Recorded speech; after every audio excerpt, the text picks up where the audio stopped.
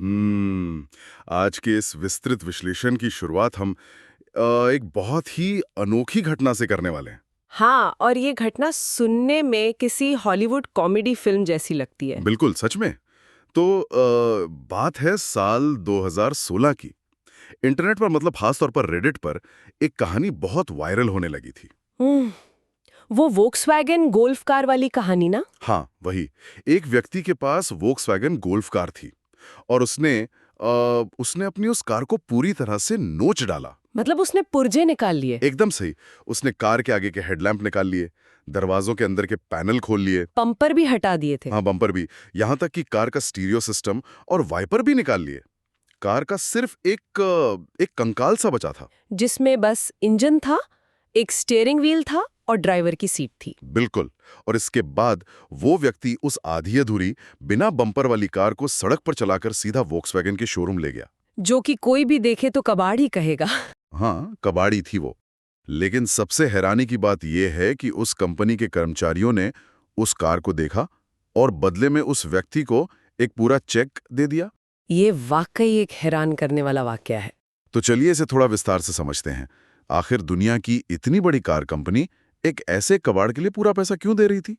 इसमें सबसे दिलचस्प बात यह है कि शोरूम वालों से कोई गलती नहीं हुई थी और न ही सिस्टम में कोई तकनीकी खामी थी। तो फिर उन्होंने पैसे क्यों दिए? क्योंकि उस कार मालिक ने वॉक्सवैगन के बायबैक प्रोग्राम के नियमों और शर्तों को एक वकील की तरह बहुत ध्यान से पढ़ा था। अच्छा। उन दस्तावेजों में केवल एक ही शर्त लिखी थी कि कार चलने की स्थिति यानी ड्राइविंग कंडीशन में होनी चाहिए। मतलब वो अपने खुद के इंजन की ताकत से शोरूम तक आनी चाहिए? एकदम सही। उस पूरे कॉन्ट्रैक्ट में कहीं भी ये नहीं लिखा था कि कार में हेडलैम्प, बम्पर या दरवाजे होने ही चाहिए। अरे वाह, ये तो नियमों का एकदम शाब्दिक और चतुर इस्तेमाल हुआ। बिल्कुल। और जैसे ही ये पोस्ट रेडिट पर वायरल हुई, रातों रात इंटरनेट पर एक भूचाल सा आ गया। हाँ, देखते ही देखते हजारों लोगों ने यही तरीका अपनाना शुरू कर दिया। लोग अपनी कारों के कीमती हिस्से निकालते, उन्हें अलग से सेकंड हैंड बाजार में भारी कीमत पर बेचते और मुनाफा कमाते। हाँ, और फिर बची खुची कंकाल जैसी कार कंपनी को सौंपकर बायबैक का पूरा चेक भी ले आते। ये सीधा सीधा दोहरा मुनाफा था। जिसका नतीजा ये हुआ कि अमेरिका में ऐसी लाखों बिना पुर्जों वाली कारों को बड़े बड़े खाली मैदानों, पुराने स्टेडियमों और रेगिस्तानों में खड़ा करना पड़ा। और वोक्सवैगन को सिर्फ अमेरिका के ग्राहकों से ये कारें वापस खरीदने में 10 अरब डॉलर से अधिक का नुकसान उठाना पड़ा। 10 अरब डॉलर कोई छोटी रकम नहीं है। और यहीं पर हमारे आज के विश्लेषण का मुख्य बिंदु उभर कर सामने आता है। बिल्कुल। हमारा आज का स्रोत, जिसका शीर्षक है diesel gate and the instinct of short term thinking, इसी विषय पर गहराई से बात करता है। इतनी बड़ी तकनीकी रूप से उन्नत कंपनी को ये दिन क्यों देखना पड़ा? ये बायबैक का ऑफर देना ही क्यों पड़ा था? हमारा लक्ष्य केवल इस कॉर्पोरेट घोटाले की टाइमलाइन को समझना नहीं है, बल्कि ये देखना है कि कैसे ये सब इंसान के दिमाग की उस आदिम बनावट और अल्पकालिक सोच से जुड़ा है, जो अंततः हर इंसान के रोजमर्रा के वित्तीय फैसलों और निवेश के तरीकों को भी गहराई से प्रभावित करती है। तो चलिए इस पूरी कहानी के पहले अध्याय की तरफ चलते हैं। ये समझने के लिए कि वोक्सवैगन ने इतनी बड़ी मुसीबत मोल क्यों ली, हमें थोड़ा पीछे जाना होगा। बात 2000 के दशक के मध्य की है। अगर उस दौर के परिदृश्य पर नजर डाली जाए तो 2000 के दशक के मध्य में अमेरिका में टोयोटा का एक बहुत बड़ा दबदबा बन चुका था। और इसका मुख्य कारण था उनकी हाइब्रिड कार टोयोटा प्रियस। एकदम सही। उस समय पर्यावरण को लेकर एक नई जागरूकता आ रही थी। लोग ईंधन बचाने वाली और पर्यावरण के अनुकूल कारों की तरफ तेजी से आकर्षित हो रहे थे। हॉलीवुड के बड़े बड़े सितारे भी प्रियस चलाकर खुद को पर्यावरण हितैषी दिखा रहे थे। टोयोटा ने बाजार की इस नब्ज को बहुत ही सटीकता से पकड़ लिया था। और यहीं पर वोक्सवैगन को चिंता होने लगी।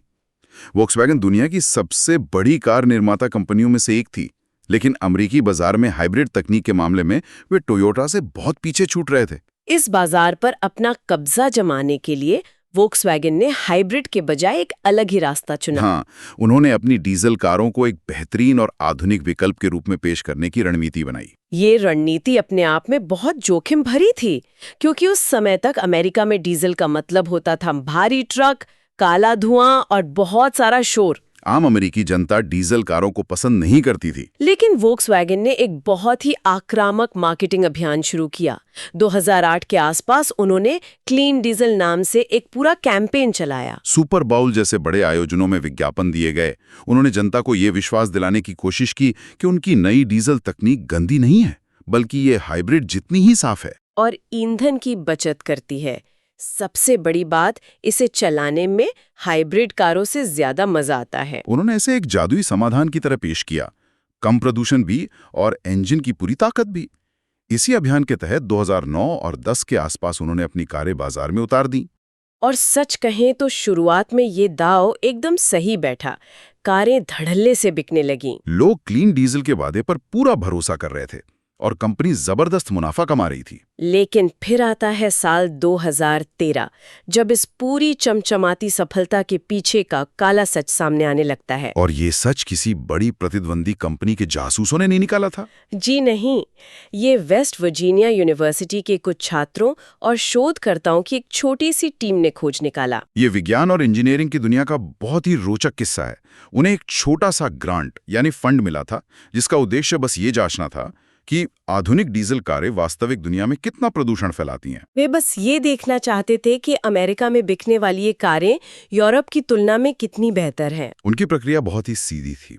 उन्होंने वोक्सवैगन की कुछ डीजल कारों को किराए पर लिया, कार की डिक्की में प्रदूषण मापने वाले उपकरण रखे, जिन्हें PEMS यानी पोर्टेबल एमिशंस मेजरमेंट सिस्टम कहा जाता है। बिल्कुल। उसके बाद वे उन कारों को सिर्फ प्रयोगशाला में रोलर पर चलाने के बजाय वास्तविक सड़कों पर लेकर निकल गए। उन्होंने लॉस एंजल्स के ट्रैफिक से लेकर सियाटल की पहाड़ियों तक कार को चलाया। और जब उन्होंने उपकरणों से मिले डेटा को देखा तो वे पूरी तरह से सन्न रह गए। डेटा में जो आंकड़े सामने आए वे किसी भी सामान्य तकनीकी गड़बड़ी से बहुत अलग थे। उन छात्रों ने पाया कि वास्तविक सड़क पर चलते समय वोक्सवैगन की एक क्लीन डीजल कारें कानूनी सीमा से 35 से 40 गुना अधिक खतरनाक नाइट्रोजन ऑक्साइड गैस हवा में छोड़ रही थीं। 40 गुना अधिक, ये कोई छोटी मोटी चूक नहीं थी। 40 गुना अधिक प्रदूषण का मतलब था कि वोक्सवैगन के सारे दावे पूरी तरह से खोखले थे। जब ये नतीजे सामने आए तो शुरुआत में तो किसी को यकीन ही नहीं हुआ। सबको लगा कि छात्रों के उपकरण खराब होंगे। लेकिन जब बार बार परीक्षण किए गए और 2014 में पर्यावरण संरक्षण एजेंसी जैसे सरकारी निकायों ने इस मामले की अपनी आधिकारिक जांच शुरू की, तो एक बहुत ही भयानक सच्चाई सामने आई। यहाँ कहानी वास्तव में दिलचस्प हो जाती है। जांचकर्ताओं ने जब वोक्सवैगन की कारों के सॉफ्टवेयर कोड को खंगालना शुरू किया, तो उन्हें पता चला कि वोक्सवैगन ने कोई साधारण गलती नहीं की थी। उन्होंने जानबूझकर अपनी कारों के इंजन कंट्रोल मॉड्यूल में एक चीटिंग डिवाइस कोड किया था। ये कोई लोहे या प्लास्टिक का पुर्जा नहीं था जिसे बाहर से देखा जा सके। ये सॉफ्टवेयर कोड की कुछ लाइनें थीं और ये कोड इतना चतुर था कि ये किसी भी जासूस को मार दे। इसी बात ने मुझे भी सबसे ज्यादा हैरान किया। ये सॉफ्टवेयर कार के विभिन्न सेंसरों से डेटा इकट्ठा करता था। वो स्टीयरिंग व्हील की स्थिति, टायरों की गति और यहाँ तक कि हवा के दबाव को भी मापता था। जब कार को किसी प्रयोगशाला में परीक्षण के लिए रखा जाता था तो कार के सिर्फ पहिए घूमते हैं, स्टीयरिंग बिल्कुल सीधा रहता है और कार एक ही जगह पर रहती है। ये चीटिंग डिवाइस इन सभी संकेतों को पढ़ लेता था और समझ जाता था कि कार का प्रदूषण परीक्षण हो रहा है। और जैसे ही सॉफ्टवेयर को ये पता चलता था, वो तुरंत कार को एक क्लीन मोड में डाल देता था। वो इंजन की ताकत को कम कर देता था, जिससे डीजल का दहन बदल जाता था और उत्सर्जन बिल्कुल कानूनी सीमा के अंदर आ जाता था। परीक्षण मशीन को लगता था कि ये दुनिया की सबसे साफ कार है। लेकिन जैसे ही परीक्षण खत्म होता, कार प्रयोगशाला से बाहर आती और स्टीयरिंग व्हील हिलने लगता, सॉफ्टवेयर समझ जाता कि अब कार सामान्य सड़क पर आ गई है। वो तुरंत उस क्लीन मोड को बंद कर देता था। इंजन अपनी पूरी ताकत पर आ जाता, कार चलाने में शानदार लगती, लेकिन साथ ही 40 गुना ज्यादा जहरीला धुआं उगलने लगती। ये सोचना ही सिहरन पैदा करता है कि कुछ बेहद पढ़े लिखे इंजीनियरों ने एक कमरे में बैठकर जानबूझकर ये कोड लिखा होगा। उन्होंने महीनों इस पर काम किया होगा ताकि वो हर सरकारी परीक्षण को धोखा दे सकें। जब 2015 में ये पूरा भांडा फूटा तो इसके परिणाम वॉक्सवैगन के लिए विनाशकारी साबित हुए। अमेरिका में बेची गई लाखों कारों के कारण वॉक्सवैगन को जुर्माना देना पड़ा। अधिकारियों की गिरफ्तारी हुई, मुकदमे चले, सीईओ को इस्तीफा देना पड़ा और अंततः कंपनी को 3.5 लाख कारों को वापस खरीदने के लिए अरबों डॉलर खर्च करने पड़े। इसी वजह से वॉक्सवैगन को 10 अरब डॉलर से अधिक का वो भारी भरकम नुकसान उठाना पड़ा, जिसकी चर्चा हमने शो की शुरुआत में की थी। अब यहाँ आकर एक बहुत ही वैचारिक और गहरा सवाल खड़ा होता है, जिसे हमारे स्रोत बहुत ही तार्किक ढंग से उठाते हैं। इतने सारे अधिकारी शामिल थे, फिर भी इतनी बड़ी कंपनी ने इतनी मूर्खतापूर्ण गलती कैसे की? उन्हें क्यों लगा कि वे पकड़े नहीं जाएंगे? जांच से ये साफ हो गया था कि कई शीर्ष अधिकारी और इंजीनियर इस पूरी धोखाधड़ी में शामिल थे। ये दुनिया के सबसे बेहतरीन विश्वविद्यालयों से पढ़े हुए लोग थे। वे जानते थे कि आज नहीं तो कल तकनीक इतनी उन्नत हो जाएगी कि सड़क पर भी प्रदूषण मापा जा सकेगा। फिर भी वोक्सवैगन जैसी दुनिया की सबसे बड़ी कंपनी ने इतनी बचकानी योजना को हरी झंडी कैसे दे दी? यही वो सवाल है जिसने मुझे सबसे ज्यादा सोचने पर मजबूर किया। हम अक्सर ये मान लेते हैं कि बड़े कॉर्पोरेट बोर्ड रूम में बैठे लोग बहुत तार्किक और भविष्य की सोच रखने वाले होते हैं। लेकिन स्रोत बताते हैं कि इसका जवाब कॉर्पोरेट लालच में नहीं, बल्कि सीधे तौर पर इंसानी मनोविज्ञान और हमारे जीव विज्ञान यानी बायोलॉजी में छिपा है। इसका कारण शॉर्ट टर्म थिंकिंग है। बिल्कुल। इस पूरे घोटाले को समझने के लिए हमें आधुनिक बोर्डरूम से निकलकर हजारों साल पीछे आदि मानव के युग में जाना होगा। हमें ये समझना होगा कि इंसान का दिमाग कैसे विकसित हुआ है। आज हम गगनचुंबी इमारतों में रहते हैं, शेयर बाजार में ट्रेडिंग करते हैं, लेकिन जैविक रूप से हमारे दिमाग का हार्डवेयर आज भी वैसा ही है जैसा 10,000 साल पहले जंगलों में रहने वाले हमारे पूर्वजों का था। और उस जंगल के माहौल में जीवन के नियम बिल्कुल अलग थे। वहां कोई पंचवर्षीय योजना नहीं होती थी। एकदम सही। उस समय जीवन केवल 2 चीजों के इर्द गिर्द घूमता था। आज का भोजन कैसे मिलेगा और आज किसी जंगली जानवर का शिकार बनने से कैसे बचा जाए। कल्पना कीजिए कि जंगल में किसी इंसान के सामने अचानक कोई शेर आ जाता है। उस समय उस इंसान का दिमाग ये गणना नहीं कर सकता कि अगले महीने क्या होगा। दिमाग तुरंत खतरे का संकेत देता है, एड्रेनलाइन छोड़ता है और कहता है कि जान बचाने के लिए तुरंत भागो या लड़ो। और भोजन के मामले में भी यही सच था। भूख से बचने के लिए तुरंत मिलने वाले इनाम यानी इंस्टेंट ग्रेटिफिकेशन पर ही सारा ध्यान केंद्रित होता था। अगर सामने पेड़ पर फल दिख रहे हैं तो उसे तुरंत खाना ही सबसे सही फैसला था, क्योंकि अगर ये सोचा जाए कि इसे 1 महीने बाद खाएंगे तो या तो वो फल सड़ जाएगा या कोई और जानवर उसे खा लेगा। इसी को हमारे स्रोत शॉर्ट टर्म थिंकिंग का नाम देते हैं। हमारा दिमाग तुरंत खतरे को पहचानने और तुरंत मिलने वाले इनाम के लिए प्राकृतिक रूप से प्रोग्राम किया गया है। जब हमें तुरंत कोई फायदा दिखता है तो दिमाग में डोपामाइन नाम का रसायन रिलीज होता है, जो हमें बहुत खुशी का एहसास कराता है। लेकिन आधुनिक दुनिया में जहां सभ्यता और तकनीक ने हमारे जीवन को पूरी तरह से सुरक्षित और जटिल बना दिया है, ये आदिम वृत्ति हमारे लिए एक बहुत बड़ी बाधा बन जाती है। और इसी आदिम सोच ने वोक्सवैगन के अधिकारियों की सोचने समझने की क्षमता को पूरी तरह से हाईजैक कर लिया था। जब वोक्सवैगन के सीईओ ने लक्ष्य रखा कि उन्हें अमेरिका में दुनिया की नंबर 1 कार कंपनी बनना है, तो उनके सामने तुरंत चुनौती थी कि अगली तिमाही की रिपोर्ट में अच्छी बिक्री दिखानी है। इंजीनियरों पर भारी दबाव था कि या तो वो तुरंत कोई चमत्कारिक डीजल इंजन बनाएं या फिर अपनी नौकरी से हाथ धो बैठे। यह दबाव उनके दिमाग के लिए जंगल के उस शेर की तरह था जो तुरंत सामने खड़ा है।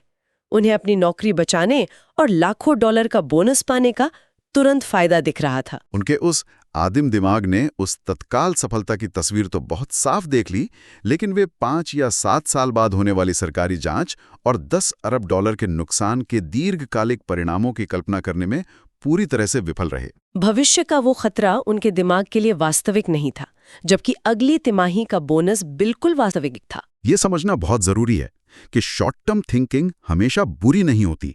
अगर कोई व्यक्ति सड़क पार कर रहा है और सामने से बस आ रही है, तो वहां 5 साल बाद की ट्रैफिक व्यवस्था के बारे में सोचना बेवकूफी होगी। वहां तुरंत प्रतिक्रिया देना ही जान बचाता है।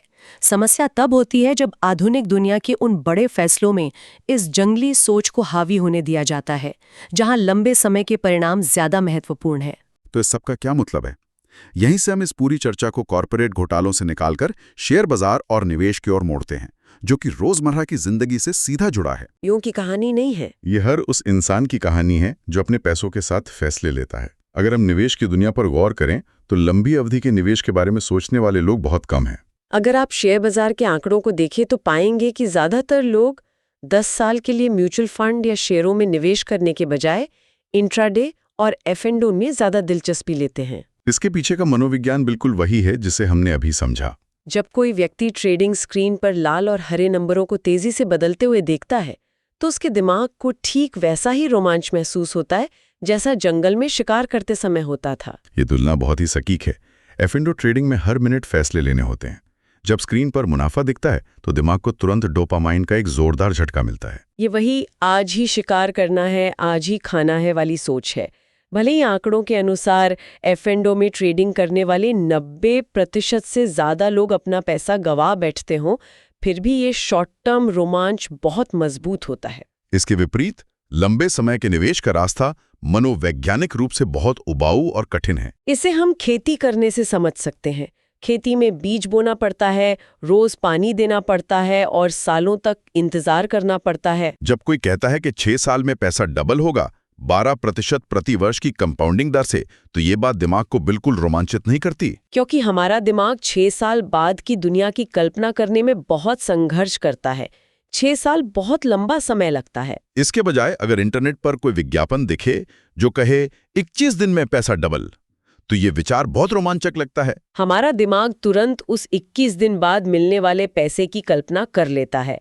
तत्काल मिलने वाला वो इनाम हमारे तार्किक दिमाग को पूरी तरह से बंद कर देता है। यही सबसे बड़ी विडंबना है। लंबे समय में पैसा बनाना तकनीकी रूप से आसान है और इसके सफल होने की संभावना भी अधिक है, लेकिन इसके लिए हमें भविष्य के बारे में सोचना पड़ता है, जो इंसानी दिमाग के लिए स्वाभाविक रूप से कठिन है। हम आज भी गुफाओं में रहने वाले इंसानों की तरह सोच रहे हैं, बस हमारे हाथ में पत्थर के हथियारों की जगह स्मार्टफोन आ गए हैं। ये एक बहुत ही शक्तिशाली विचार है। अगर हम आज के स्रोतों से मिले मुख्य बिंदुओं को संक्षिप्त में बताएं तो कैसे वोक्सवैगन की घटना सिर्फ एक कॉर्पोरेट घोटाला नहीं है। ये इंसानी दिमाग की उस जैविक बनावट का उदाहरण है जो हमें लंबे समय का सोचने से रोकती है। और कैसे ये हमारे रोजमर्रा के वित्तीय फैसलों को प्रभावित करती है। वो हमें लंबी अवधि के खतरों को नजरअंदाज करने पर मजबूर करता है। इस पूरी घटना और मानव मनोविज्ञान के इस संबंध को गहराई से समझने के बाद ये एक बहुत ही महत्वपूर्ण और परेशान करने वाला सवाल खड़ा करता है। बिल्कुल। अगर हमारा दिमाग स्वाभाविक रूप से शॉर्ट टर्म फायदों के लिए बना है, तो क्या हमारी आधुनिक कॉरपोरेट और वित्तीय प्रणालियां अनजाने में नवाचार के बजाय इसी जंगली वृत्ति को ही पुरस्कार कर रही हैं? ये सोचने वाली बात है। और हम अपनी खुद की जिंदगी में जाने अनजाने में ऐसे कौन से चीटिंग डिवाइस बना रहे हैं जो हमें आज तो फायदा दे रहे हैं लेकिन भविष्य में भारी नुकसान पहुंचा सकते हैं? ये वाकई में सोचने के लिए एक बहुत ही गहरा और विचारोत्तेजक सवाल है जिस पर हम सबको विचार करना चाहिए। उम्मीद है इस विश्लेषण ने उन सभी पुरानी धारणाओं को तोड़ा होगा और कुछ नई नजरिए दिए होंगे। इस ज्ञानवर्धक विश्लेषण का हम यहीं समापन करते हैं।